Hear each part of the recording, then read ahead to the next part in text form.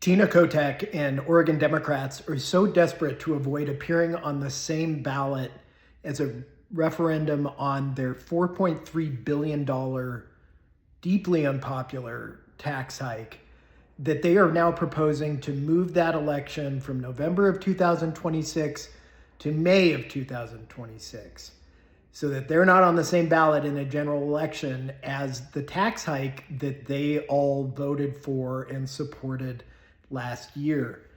That's the newest development in the ongoing saga of Oregon's transportation tax increase. Democrats announced it yesterday after getting a legal opinion that said that they couldn't do what they had planned to do before, which was to repeal the entire tax legislatively so that Oregonians wouldn't get a chance to vote on it to begin with. And that fell apart because their lawyer told them that they couldn't actually constitutionally do that, which is something that I wrote about a few days ago. Turns out for once the Legislative Council agreed with me. And so they can't repeal it. So now they're going to try to move the vote from November to May of 2026. What would that do? Well, it would disenfranchise a bunch of Oregonians. I looked at the 2024 vote totals from the two elections, general and primary. Some $2.3 million Oregonians voted in the general election of 2024. Only 1.1 million Oregonians voted in the primary election of 2024. Now, 2026, different non-presidential year, there's going to be different numbers, but it is standard that more people vote in a general election than they do in the May election. So in the process of avoiding having this on the ballot with them in November of 2026, Oregon Democrats are saying, well, we want fewer people to vote on this thing. Of course, they didn't want anyone to vote on it to begin with.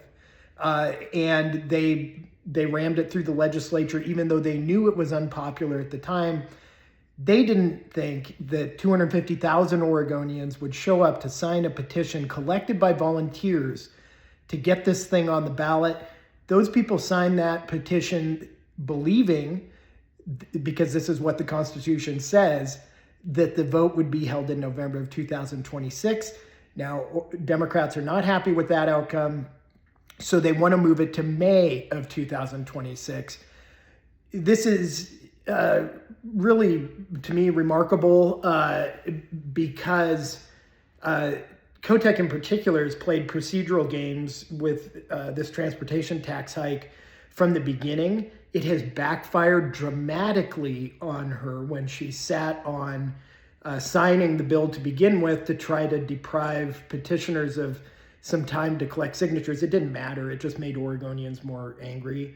And now they're trying to disenfranchise Oregon voters, all to avoid, for pure partisan political reasons, appearing on the same ballot as the tax hike that every single one of them voted for. Stay tuned. This isn't over yet.